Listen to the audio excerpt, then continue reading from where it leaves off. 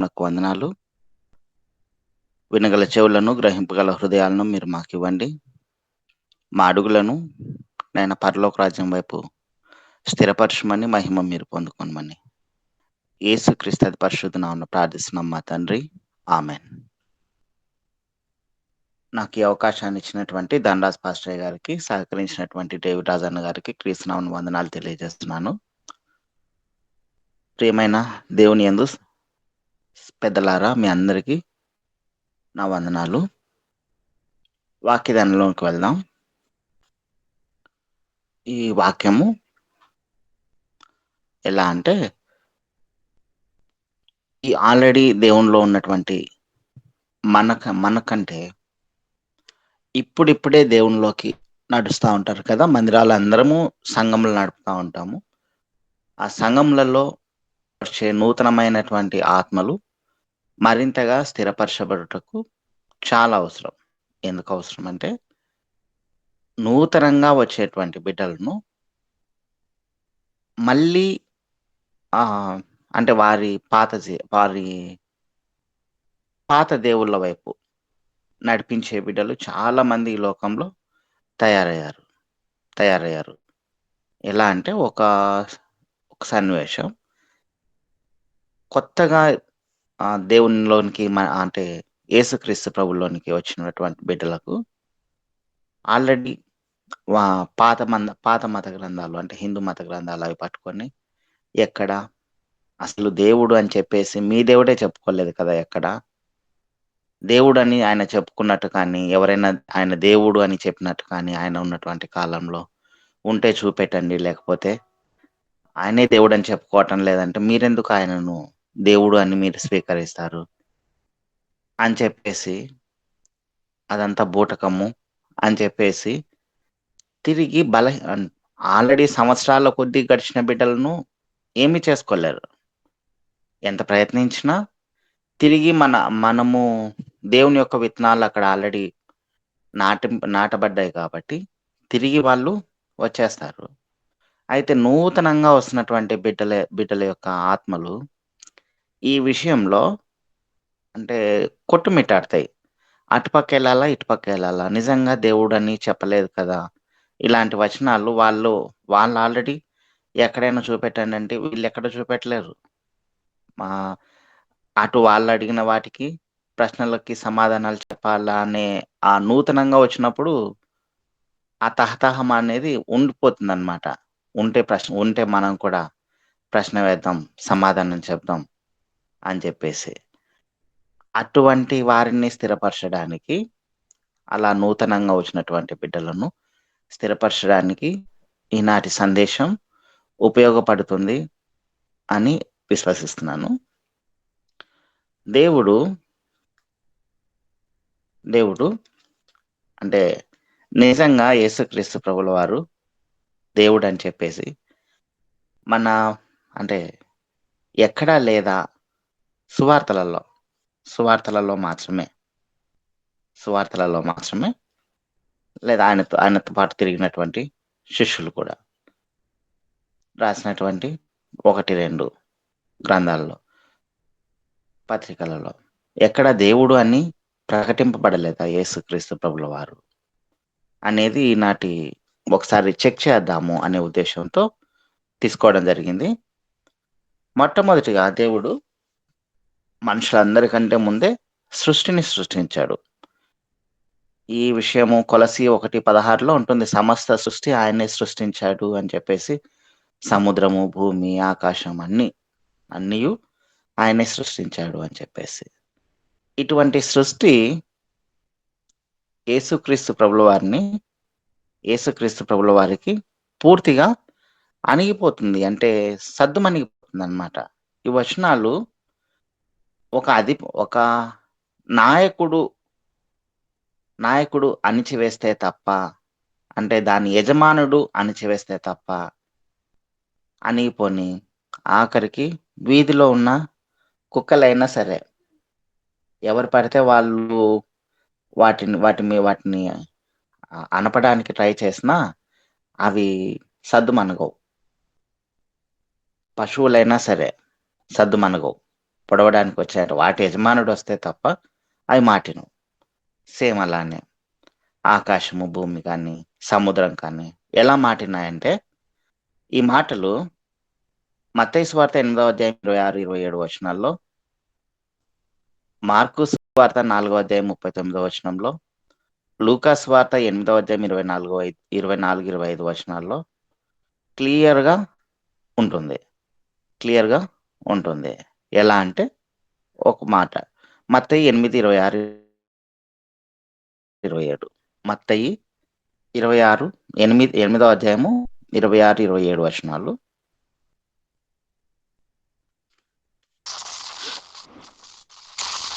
అందుకాయన అల్ప విశ్వాసులారా ఎందుకు భయపడుచున్నారని వారితో చెప్పి లేచి గాలిని సముద్రమును గద్దింపగా ఉక్కిలి నిమ్మలమాయెను. ఆ మనుషులు ఆశ్చర్యపడి ఈయన ఎట్టివాడు, ఈయనకు గాలియు సముద్రమును లోబడుచున్నవని చెప్పుకొనిరి.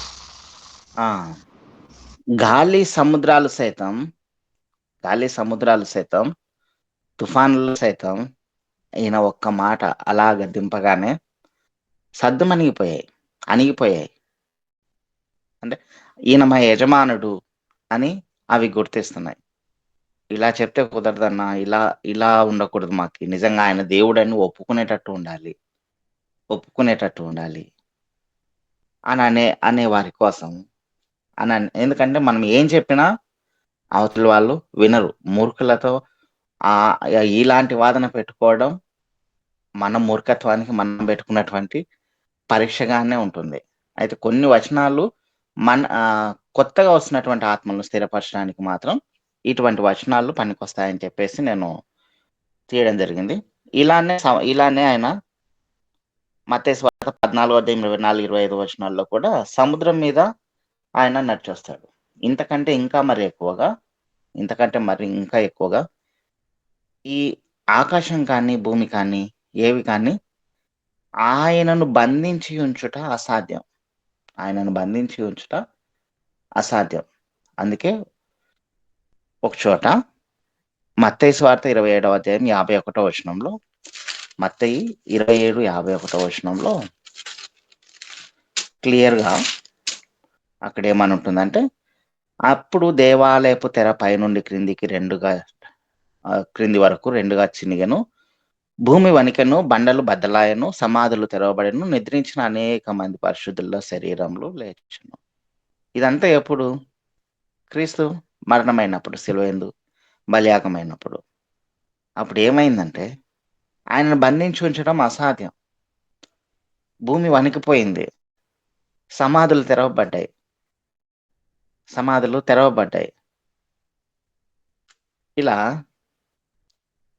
బండలు బద్దలైపోయాయి. ఇలా ఆయన మరణాన్ని బంధించి ఉంచాలంటే అంత అసాధ్యం. ఎందుకంటే ఆ యజమానుణ్ణి ఆ సృష్టి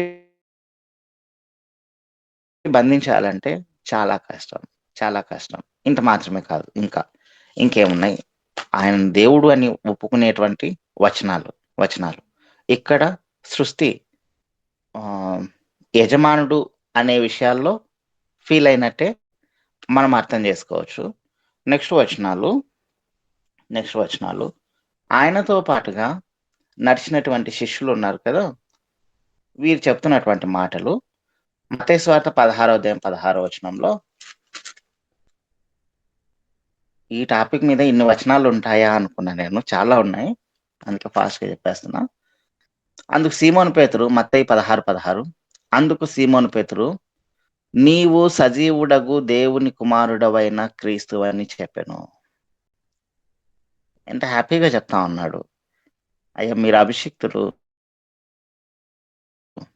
దేవుని కుమారుడు మీరు. దేవుని కుమారుడు అంటే ఈ లోకంలో మనమేదో మనుష్య కుమారుడు అంటే ఆయన దేవుని కుమారుడు అన్నందుకే దేవునితో పోల్చుకుంటావా అని చెప్పేసి వాళ్ళు యూదులందరూ యేసుక్రీస్తు ప్రభుల వారిని చంపడానికి ప్రయత్నాలు చేస్తుంది. దేవుని కుమారుడు అంటేనే మీనింగే దేవుడు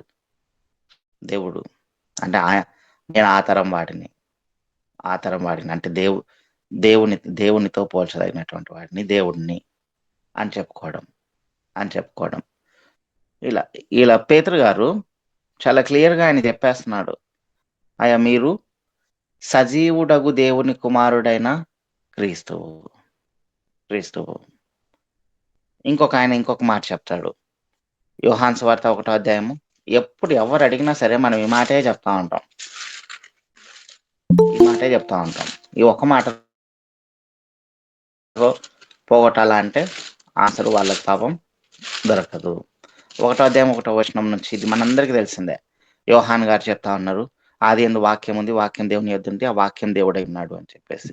అలాగనే 14వ వచనంలో వాక్యం శరీరధారి అయి కృపాసక్తి సంపూర్ణుడుగా మన మధ్య వసించును. ఈ మాటలు కాకుండా 34వ వచనం. 34వ వచనం.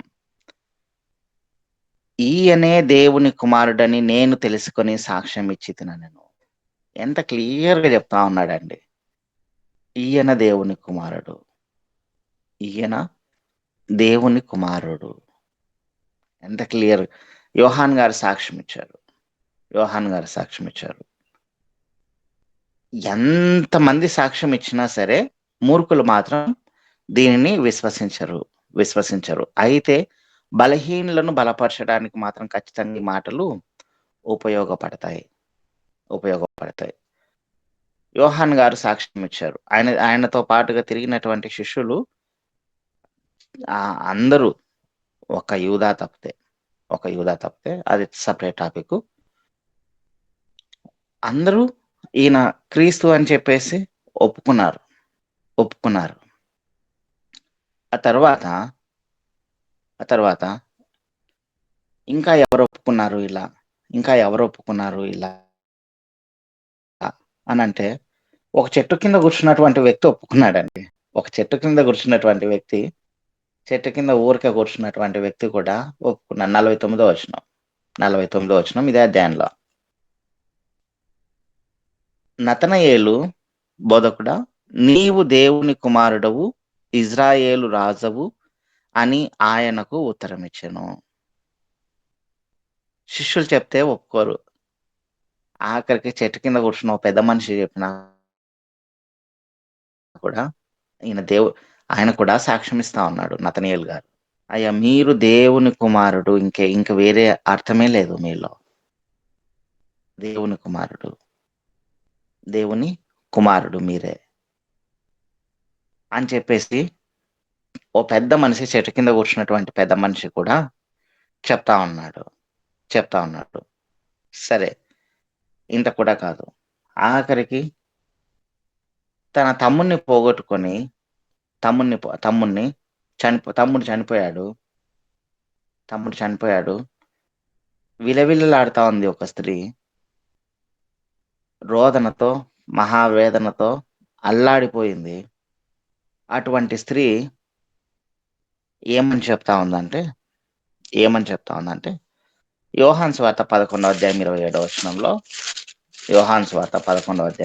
వచనంలో స్త్రీ ఎవరో కాదండి, మార్తా గారు. ఆమె, అవును ప్రభువా, నీవు లోకమునకు రావలసిన దేవుని కుమారుడవైన క్రీస్తు అని నమ్ముతున్నానని ఆయనతో చెప్పాను. లోకమునకు రావలసిన దేవుని కుమారుడవైన క్రీస్తు అని. ఒక స్త్రీ అంటే మామూలుగా నవ్వుకుంటున్నటువంటి సమయంలో ఏదైనా ఒకవేళ జోక్ చేయొచ్చాము, కానీ పూర్తిగా స్త్రీ కాదు, ఏదైనా మనుషులు నవ్వుకుంటూ ఉన్నటువంటి సమయంలో ఏదైనా జోకులు చేయొచ్చాము, కానీ ఆలోచించి మాట్లాడారేమో కానీ 4 దినాలు అయిందండి అప్పటికి లాజరు గారు చనిపోయి సమాధిలో ఉన్నారు. అప్పటికి క్రీస్తు అక్కడికి రాలేదు. తర్వాత వస్తా ఉంటే ఈమె ఎదురెళ్ళి అప్పుడు వారిద్దరి మధ్య జరుగుతున్నటువంటి సంభాషణ, దేవుడికి మార్త గారికి జరుగుతున్నటువంటి సంభాషణ ఇది. ఆయన యేసుక్రీస్తు ప్రభు నన్ను నమ్ముచున్నావా అని అడిగినందుకు ఆమె, ప్రభువా, నీవు లోకమునకు రావలసిన దేవుని కుమారుడవైన క్రీస్తువు అని నమ్ముచున్నాను అని చెప్పన్నది. అంత బాధలో ఉన్నటువంటి స్త్రీ కూడా ఈయనే యేసుక్రీస్తు ప్రభువు, ఈయనే దేవుని కుమారుడు, దేవుని కుమారుడు అనే విషయాన్ని స్పష్టంగా తెలియజేస్తా ఉంది. స్పష్టంగా తెలియజేస్తా ఉంది. సరే, ఎవరెవరు అయిపోయారు? సృష్టి యజమానుడని ఒప్పేసుకున్నది. సృష్టి గురించి చెప్పాలంటే చాలా వచనాలున్నాయి, అన్ని తీసుకోవట్లా. తర్వాత ఆయనతో పాటుగా తిరిగినటువంటి శిష్యులు ఒప్పుకున్నారు. చెట్టు కింద కూర్చున్నటువంటి ఒక పెద్ద మనిషి ఒప్పుకున్నాడు. తర్వాత బాధల్లో నింపబడినటువంటి ఒక స్త్రీ ఒప్పుకున్నది. ఆ తర్వాత ఇంకా ఎవరెవరు ఒప్పుకున్నారు అని చెప్పేసి కొన్ని వచనాలు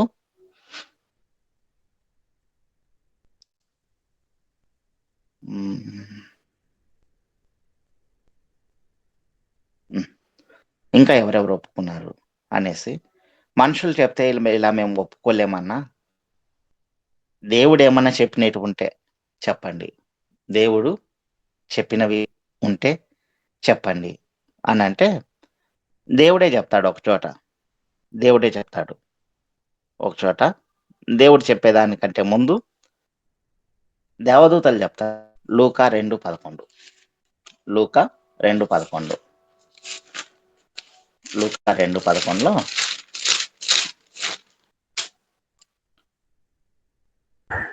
ఎవరైనా చదవండి దయచేసి. లూకా సువార్త 2వ అధ్యాయము 11వ వచనం.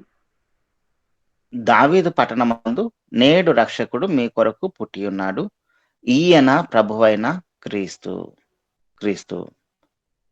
చివరిలో అండి, నేను చివరికి వచ్చేసరికి యేసుక్రీస్తు ప్రభుల వారు ఆయన కూడా చెప్తాడు.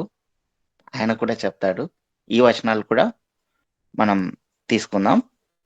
క్లియర్గా ఒక చోట దేవుడు అనే మాట కూడా ఉంటుంది. ఈ వచనాలు కూడా తీసుకుందాం. అంతవరకు ఈ ఎవరెవరు ఒప్పుకున్నారు అని పార్ట్గా డివైడ్ చేసుకొని చెప్పుకుంటా ఉన్నాం. ఇప్పుడు దేవదూతలు చెప్తా ఉన్నారు. ఇంతవరకు మనుషులు చెప్పారు, ఇప్పుడు దేవదూతలు చెప్తా ఉన్నారు. ఏమని? దావీదు పట్టణమందు నేడు రక్షకుడు మీ కొరకు పుట్టి ఉన్నాడు, ఈయన ప్రభువైన క్రీస్తు అంటే అభిషిక్తుడు.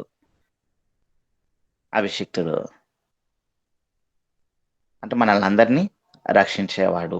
ఆల్రెడీ చెప్పాడు కదా, రక్షకుడు మీ కొరకు పుట్టి ఉన్నాడు అని. దేవదూతలు సైతం ఒప్పుకున్నాయి. ఇక్కడ మాత్రమే ఒప్పుకున్నాయా దేవదూతలు యేసుక్రీస్తు ప్రభుల వారిని అని అంటే ఇక్కడ మాత్రమే కాదు. యేసుక్రీస్తు ప్రభుల వారు మృతులలో నుండి తిరిగి లేస్తారు. తిరిగి లేచినప్పుడు ఇద్దరు స్త్రీలు యేసుక్రీస్తు ప్రభుల వారిని అక్కడ ఆయన శరీరాన్ని శుభ్రపరచడానికి సమాధి దగ్గరికి వెళ్తారు. అక్కడ ఇద్దరు దూతలు అటువైపు ఒకరు ఇటువైపు ఒకరు నిలవబడి వాళ్ళు చెప్తున్నటువంటి మాట, సజీవుడైన వానిని మృతులలో మీరెందుకు వెతుకుతున్నారు?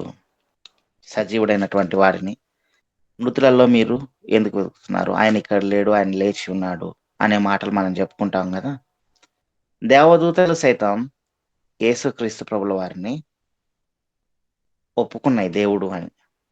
ఆయన సజీవుడు అని చెప్పేసి ఒక చోట, రక్షకుడు అని చెప్పి ఒక చోట, క్రీస్తు అని చెప్పేసి ఇందాక. ఇలా దేవదూతలు సైతం యేసుక్రీస్తు ప్రభుల వారిని ఒప్పుకున్నాయి. దేవదూతలు మనుషులు వీళ్ళు కాదన్నా, ఇంకెవరైనా ఒప్పుకున్నారా అని అంటే ఇంకా వేరే వాళ్ళు ఒప్పుకున్నారు. వాళ్ళ దగ్గరికి వెళ్తా ఉన్నాం. మత్తయి సువార్త 8వ అధ్యాయం 29వ వచనం. ఇక్కడ మూడు వచనాలు ఉంటాయి. అంటే మత్తయి 8:29, మార్కు సువార్త 5వ అధ్యాయం 7వ వచనం, లూకా సువార్త 8వ అధ్యాయం 28వ వచనం. ఈ వచనాలన్నీ ఒకే సందర్భానికి సంబంధించినవి. చూడండి, మత్తయి 8:29.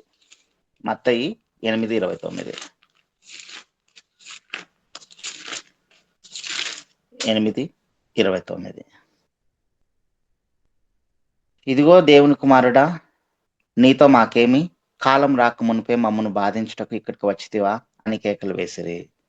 31వ వచనం, ఆ దయ్యములు నీవు మమ్మను వెళ్ళగొట్టిన యెడల, అంటే దయ్యాలు సైతం యేసుక్రీస్తు ప్రభుల వారిని దేవుని కుమారుడిగా స్వీకరించాయి. దయ్యాలు సైతం యేసుక్రీస్తు ప్రభుల వారిని దేవుడిగా స్వీకరించాయి. ఇక్కడ మాత్రమేనా అంటే, ఇక్కడ ఒక దయ్యమే కదా, ఇంకెక్కువ దయ్యాలు ఉంటే బెటర్ అనే ఉద్దేశంతో లూకా 8:28లో ఇదే సందర్భమే. అంటే ఇక్కడ ఒక మనిషే, అక్కడికి వచ్చేసరికి 8:28లో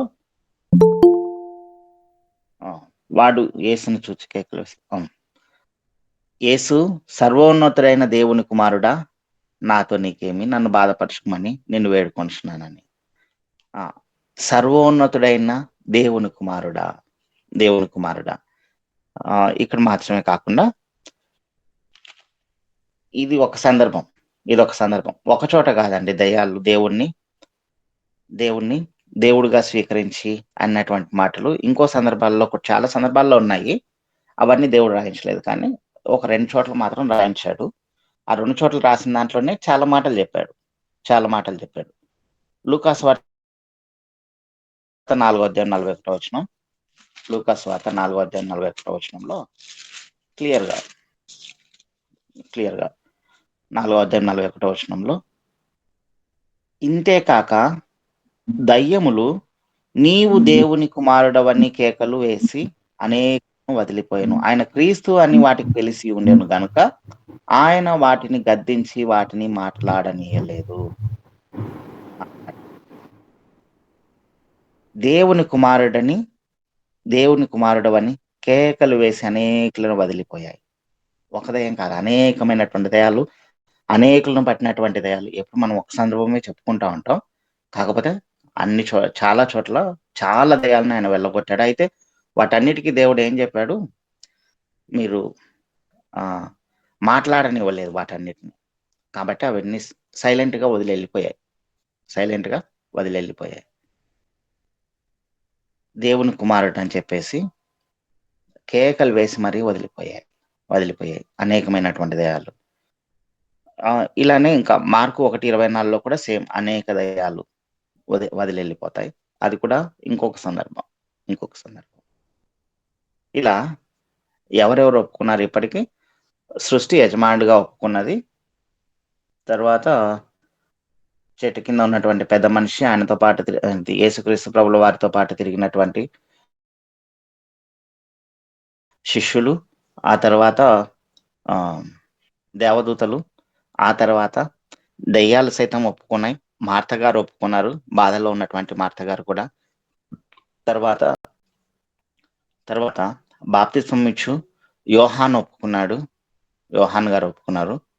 ఎందుకంటే యోహాన్ గారు ఆయన శిష్యుడేం కాదు, శిష్యులలో నుంచి ముందుగానే ఆయనను ప్రకటించడానికి వచ్చినటువంటి వ్యక్తి. యోహాన్ గారు సపరేట్గా బాప్తిస్మం ఇస్తున్నా కూడా ఆయన కూడా ఒప్పుకున్నాడు యేసుక్రీస్తు ప్రభుల వారిని దేవుడు అని చెప్పేసి. ఆ తర్వాత వీళ్ళందరూ కాదు, ఇంకెవరైనా ఒప్పుకున్నారా అంటే దేవుడే ఒప్పుకుంటాడు. ఒక చోట దేవుడే ఒప్పుకుంటాడు. యేసుక్రీస్తు ప్రభుల వారు బాప్తిసం తీసుకొని అలా బయటకు రాగానే మనందరికీ తెలిసినటువంటి వచనం అది. బయటకు రాగానే మత్తయి సువార్త 3వ అధ్యాయం 16-17 వచనాల్లో, మత్తయి సువార్త 3వ అధ్యాయం 16-17 వచనాల్లో ఎవరైనా తీసుంటే చదవండి. 16-17 వచనాల్లో, యేసు బాప్తిసం పొందిన వెంటనే నీళ్లలో నుండి ఒడ్డునకు వచ్చును. ఇదిగో ఆకాశం తెరవబడెను, దేవుని ఆత్మ పావురం వల్లే దిగి తన మీదికి వచ్చుట చూచెను. మరియు ఇదిగో ఈయనే నా ప్రియ కుమారుడు, ఈయన యందు నేను ఆనందించుచున్నానని ఒక శబ్దము ఆకాశం నుండి వచ్చెను. సాక్షాత్తు తండ్రి అయినటువంటి దేవుడే యేసుక్రీస్తు ప్రభుల వారి గురించి చాలా క్లియర్ గా ఉన్నటువంటి ప్రతి ఒక్కరికి చెప్తా ఉన్నాడు. అక్కడ ఉన్నటువంటి ప్రతి ఒక్కరికి ఆకాశం తెరవబడి కాదు, చీల్చబడి అని ఉంటుంది చూడండి. ఇక్కడ కాకుండా మీరు ఇక్కడ ఏమంటా ఉన్నాడు? ఈయనే నా ప్రియ కుమారుడు అంటా ఉన్నాడా? ఈయన యందు నేను ఆనందించున్నాను అంటున్నాడు కదా. ఈ మాటలు ఆ, ఈ మాటలు ఇంకొక చోట ఇంకా చాలా లోతుగా ఉంటాయి ఆ మాటలు. మార్కు సువార్త 1వ అధ్యాయం 10-11 వచనాల్లో, మార్కు సువార్త 1వ అధ్యాయం 10-11 వచనాల్లో చాలా లోతుగా ఉంటాయి అక్కడ మాటలు మాత్రం. ఆ వెంటనే ఆయన నీళ్ళలో నుండి ఒడ్డునకు వచ్చుండగా ఆకాశము చీల్చబడుటయు పరిశుద్ధాత్మ పావురం వల్లే తన మీదికి దిగివచ్చుటయు చూచెను. మరియు దేవుడు చెప్తా ఉన్నటువంటి మాట, యేసుక్రీస్తు ప్రభువుల వార్త చాలా క్లియర్ గా, అక్కడేమో ఈయనే నా ప్రియ కుమారుడు అని చెప్పాడు, ఇక్కడ చాలా క్లియర్ గా చెప్పాడు చూడండి. నీవు నా ప్రియ కుమారుడవు, నీ యందు నేను ఆనందించుచున్నానని ఒక శబ్దము ఆకాశం నుండి వచ్చాను. చాలా క్లియర్ గా దేవుడు, అక్కడనే పరిశుద్ధాత్ముడు, వీళ్ళిరువురు కూడా యేసుక్రీస్తు ప్రభుల వారిని దేవుని కుమారుడుగా, అంటే దేవుడిగా దేవుడిగా స్వీకరించి డైరెక్ట్ గా చెప్తున్నటువంటి మాట, అయ్యా నువ్వే నా ప్రియ కుమారుడివి, నీ యందు నేను ఆనందిస్తున్నాను అని చెప్పేసి తండ్రి అయినటువంటి దేవుడే పరిశుద్ధాత్ముడు కూడా అక్కడ ఉండి చెప్తా ఉన్నటువంటి మాట. ఇంతమంది చెప్పారు దేవుడు దేవుడు దేవుడు దేవుడు అని చెప్పేసి. ఇంకొద్ది మంది ఇంకొంచెం లోతుగా వెళ్తే ఇప్పుడు చెప్తున్నటువంటి మాటలు ఎవరో చెప్పినటువంటివి కాదు. యేసుక్రీస్తు ప్రభుల వారిని శిలువ మరణానికి అప్పజెప్పిన తర్వాత అటుపక్క ఒక దొంగ ఇటుపక్క ఒక దొంగ ఉంటాడు. ఆయన ఎంత క్లియర్ గా చెప్తా ఉన్నాడంటే, లూకాసు వార్త 23వ అధ్యాయం 40 వచనం, ఈ వచనం ఆల్రెడీ చెప్పుకున్నాం. 23-40 వచనం, పక్కనే ఆయనతో పాటు చనిపోతున్నాడు కదా ఆయన చెప్తున్నటువంటి మాట. అయితే రెండవ వాడు వాడిని గద్దించి, నీవు అదే శిక్షా విధిలో ఉన్నావు గనుక దేవునికి భయపడవా? ఇద్దరు కలిసి యేసుక్రీస్తు ప్రభుల వారిని ఒక దొంగ వెక్కిరిస్తా ఉన్నాడు. ఇంకొక దొంగ అంటున్నాడు, దేవునికి భయపడు, ఆల్రెడీ ఆయన దేవుడు అయ్యా, ఆయనకు భయపడు, దేవునికి భయపడవా? భయపడు. దాని తర్వాత మాట చెప్తున్నాడు చూడండి, దాని తర్వాత మాట మరో వచనం, నీవు అదే శిక్ష, దేవునికి భయపడవా?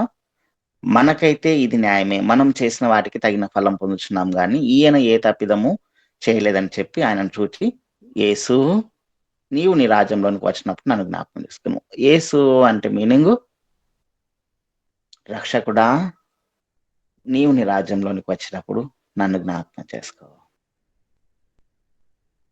ఎంత బాగా ఆయనే దేవుడని ఒప్పుకున్నాడు, దేవునికి భయపడవా అని చెప్పేసి రెండవ వాడిని గద్దించాడు. తిరిగి రక్షకుడా నన్ను రక్షించిన ఆయన అని చెప్పేసి ఆయన అక్కడ అడిగాడు. ఇక్కడ ఇప్పటికీ ఎంతమంది ఒప్పుకున్నా అంటే దాదాపుగా ఒక 7-8 మంది, అంటే ఒకరికొకరికి సంబంధం లేనటువంటి వాళ్ళు, ఒకరికొకరికి అంటే ఒకే లైన్ లో ఉండనటువంటి వాళ్ళు, ఒక్కొక్కరు ఒక్కో లైన్ లో ఉండే వాళ్ళు ఒప్పుకున్నారు. ఒక్కొక్కరు ఒకే లైన్, దేవుడు ఒక లైన్ అనుకోండి, యోహాన్ గారు, శిష్యులు, ఆ తర్వాత మార్త గారు, ఆ తర్వాత దెయ్యాలు, ఆ తర్వాత ఆయనతో పాటు శిలువ మరణాన్ని పొందుతున్నటువంటి ఒక దొంగ, సృష్టి, చెట్టు కింద కూర్చున్నటువంటి ఒక పెద్ద మనిషి, ఇలా ప్రతి ఒక్కరు దేవుని గురించి దేవుడు దేవుడు దేవుడు దేవుడు అని చెప్పేసి ప్రతి ఒక్కరూ ఒప్పుకుంటా ఉన్నారు. ఇంకా ఇంతకంటే ఇంకొక బలమైన వ్యక్తి, ఇంకొక ఆయన ఒప్పుకుంటా ఉన్నాడు. ఇంతకంటే బలమైనటువంటి వ్యక్తి, దేవుని కంటే కాదు, ఈ లోకంలో ఇలాంటి వాళ్ళు చెప్తే బాగుంటది అని చెప్పేటువంటి బిడ్డలు ఒప్పుకుంటా ఉన్నారు.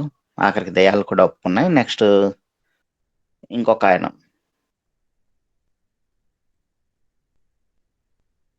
పిలాతు గారు శిలువ మరణానికి ఎవరైతే యేసుక్రీస్తు ప్రభుల వారిని అప్పచెప్పాడో ఆయన ఎలా ఒప్పుకుంటున్నాడంటే డైరెక్ట్గా చూడండి.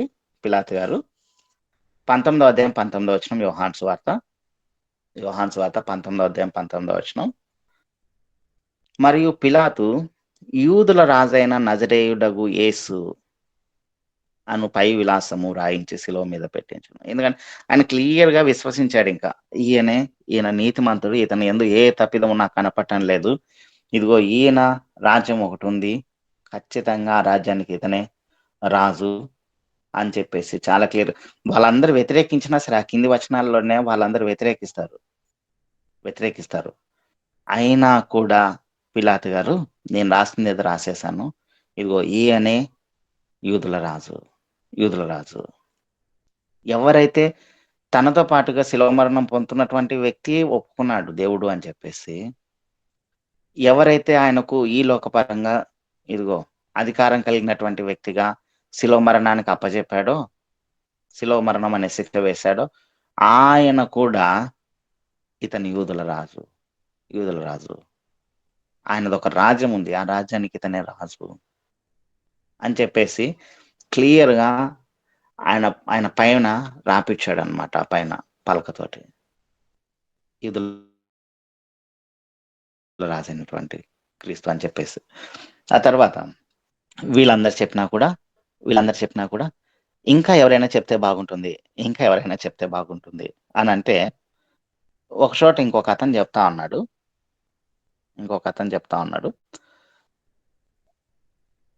యోహాను సువార్త 19వ అధ్యాయం 34వ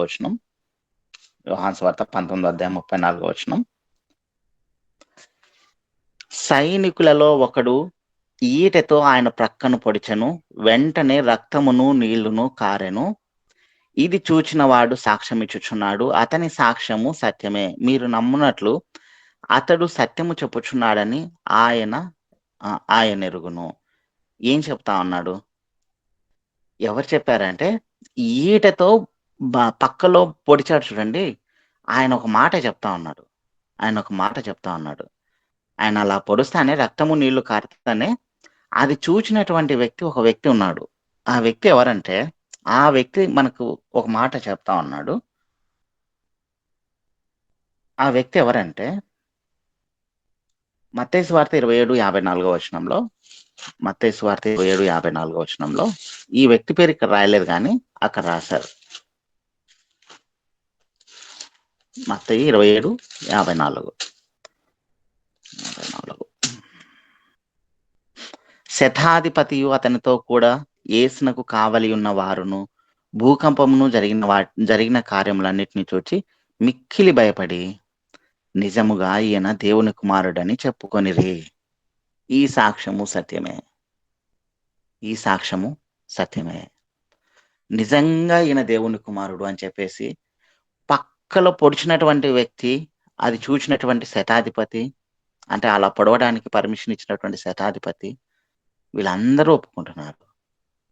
ఎక్కడెక్కడి నుంచి ఎంతమంది ఒప్పుకున్నారంటే ఇప్పుడు దేవుని కుమారుడు అని చెప్పేసి,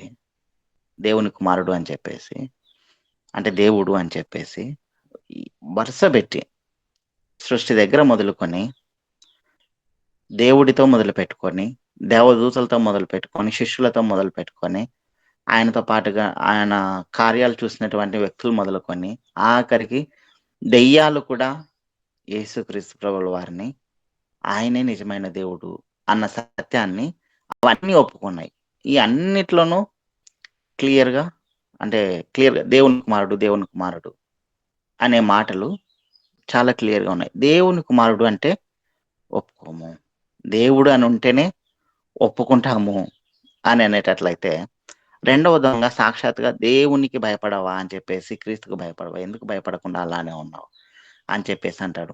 అలా కూడా కాదు, క్రీస్తు దేవుడు అని చెప్పే మాట ఒక మాట. తీతుకు రాసిన పత్రిక 2వ అధ్యాయం 13వ వచనం.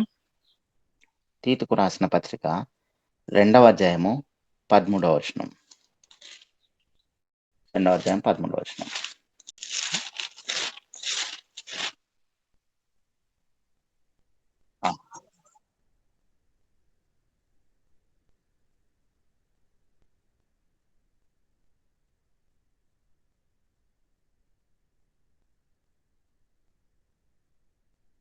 ఆ మహాదేవుడును మన రక్షకుడైన యేసుక్రీస్తు మహిమ యొక్క ప్రత్యక్షత కొరకు చాలా క్లియర్గా చెప్తా ఉన్నాడు. మహాదేవుడు యేసుక్రీస్తు ప్రభుల వారు అని చెప్పేసి తీతు గారు చాలా క్లియర్గా మహాదేవుడినా మామూలు కాదు, అంటే ఉన్నటువంటి ఒకే ఒక్క దేవుడు ఈయన దేవుడు అని చెప్పేసి క్లియర్గా దేవుడు యేసుక్రీస్తు ప్రభుల వారు అని చెప్పేసి స్పష్టమైన మాట చెప్పాడు.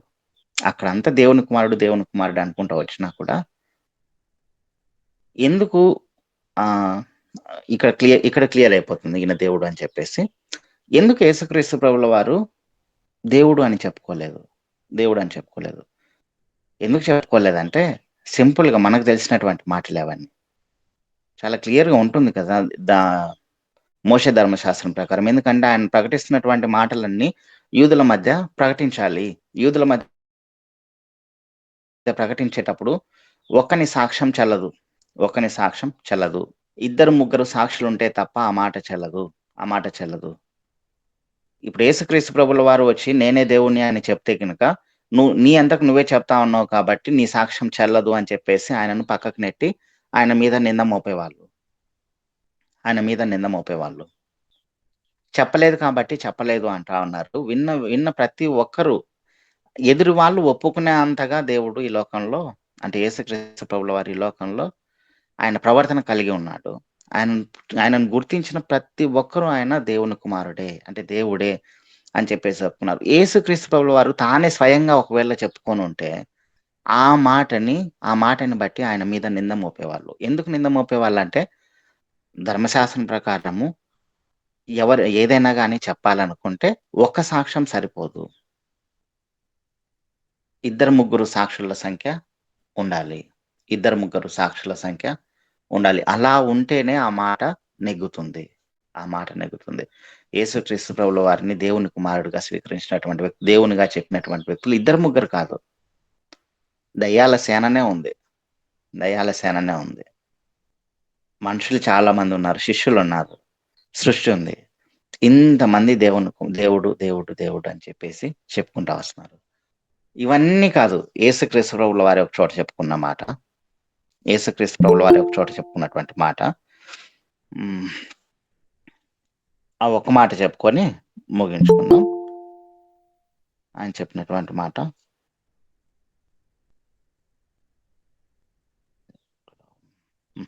యోహాను సువార్త 4వ అధ్యాయము 25-26 వచనాలు. 25-26 వచనాలు. క్రీస్తు అనబడిన మెస్సియా వచనాన్ని నేను ఎరుగుదును. సమరయ స్త్రీతో మాట్లాడుతున్నటువంటి మాట. ఆయన వచ్చినప్పుడు మాకు సమస్తమును తెలియజేయనని చెప్పగా యేసు నీతో మాట్లాడుచున్న నేనే ఆయనని ఆమెతో చెప్పాను. నేనే అమ్మా మెస్సియాను, ఇంకెవరో కాదు, నేనే మెస్సియాను అని చెప్పేసి క్రీస్తు ఆయనే దేవుడు అని చెప్పేసే మాట చాలా క్లియర్గా ఆయనే చెప్తా ఉన్నాడు. యేసుక్రీస్తు ప్రభుల వారి మాట ఇందాక చెల్లదన్నారు కదన్నా, ఇప్పుడు మళ్ళీ చెప్తా ఉన్నాడు. అంటే యేసుక్రీస్తు ప్రభుల వారు ఒక్కడు అని చెప్పేసి వాళ్ళు అనుకుంటా ఉన్నారు, ధర్మశాస్త్ర ఉపదేశకులు, యూదులు అందరూ. అయితే ఆయన యందు తండ్రి పరిశుద్ధాత్ముడు కూడా ఉన్నారు అన్న సత్యాన్ని మనం అందరం తెలుసుకున్నాం కాబట్టి మనకు ఆయన ఒక్కడు కాదు,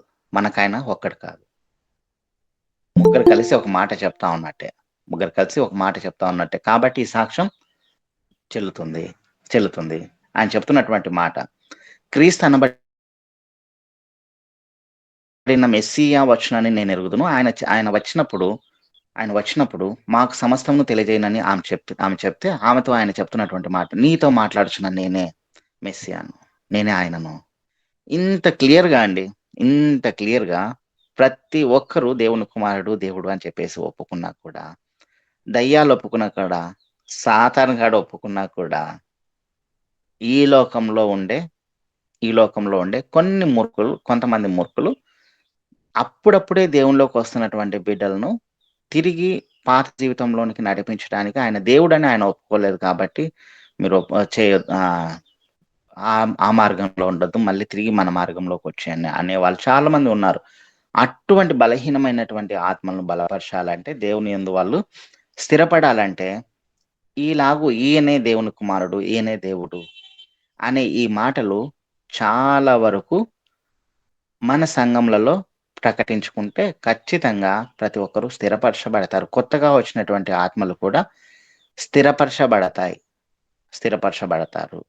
అనే ఉద్దేశంతో ఈ కొద్ది మాటలను దేవుడు మన మన వినికిడిలో ఆయనే దేవుడుగా ఉన్నాడు అన్న సంగతి మనమందరం కూడా మరొకసారి గుర్తెరిగిన వారమై జాగ్రత్త కలిగి ఉండాలని, కొత్తగా వచ్చినటువంటి ఆత్మలకు తెలియజేయాలని, అలాగనే ఇంతకంటే ఇంకా ఎక్కువ ఉన్నాయి ఈ వచనాలు.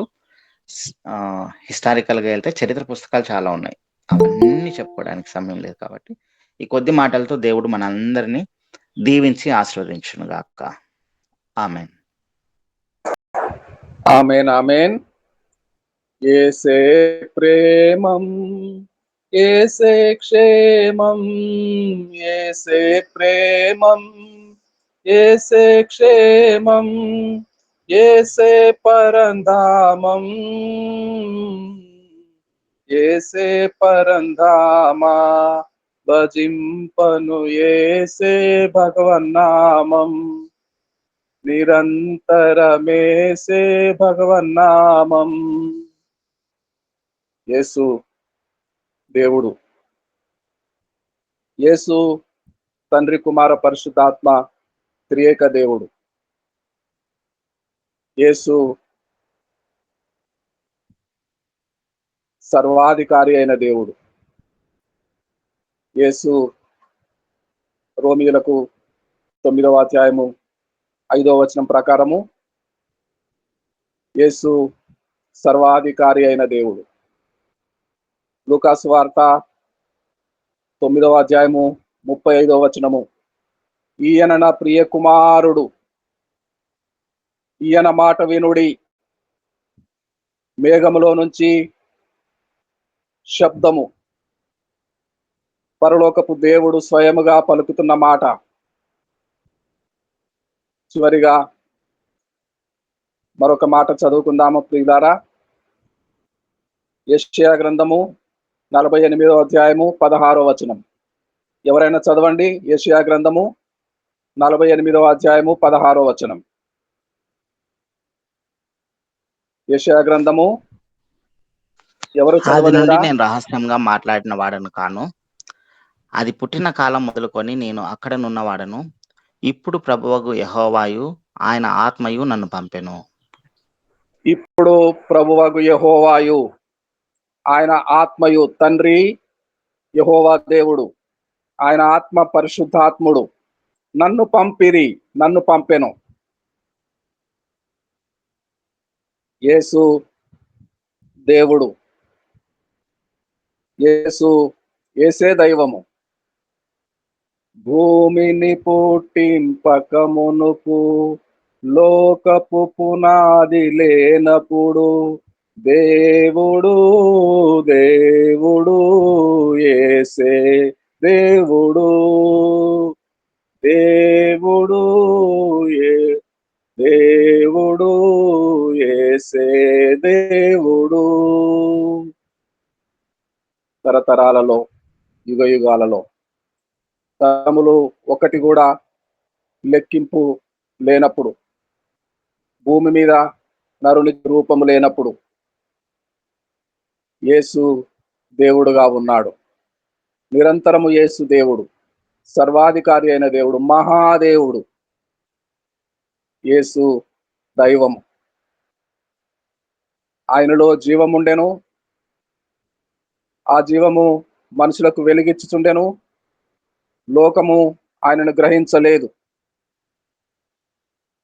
ఆయనలో జీవము, నిత్య జీవి, చిరంజీవి యేసు, నిత్యము జీవించువాడు. ఎప్పటి నుంచి ఉన్నాడో, ఎప్పటి వరకు ఉంటాడో, ఆది అంతరహితుడు, యేసే దేవుడు. నాగలింగేష్ గారు యేసే దేవుడు మరొకసారి స్థాపిస్తూ ఉన్నారు. ఆయనే దేవుడు. మనం ఆయన తండ్రి మహిమను, ఆయనకు తండ్రి యెహోవా దేవుడు, ఆయన మహిమను ఏ విధముగా కనుగొంటిమో కుమారుని మహిమను కనుగొన్నాము. యోహాను ఇచ్చిన సాక్ష్యం, జీవమై ఉన్న దేవుడు, యేసే దేవుడు. దేవునికి స్తోత్రం కలుగును గాక. గ్రేస్ మనోరంజనమ్మ గారు చిన్న ప్రార్థన చేస్తారా క్లుప్తముగా?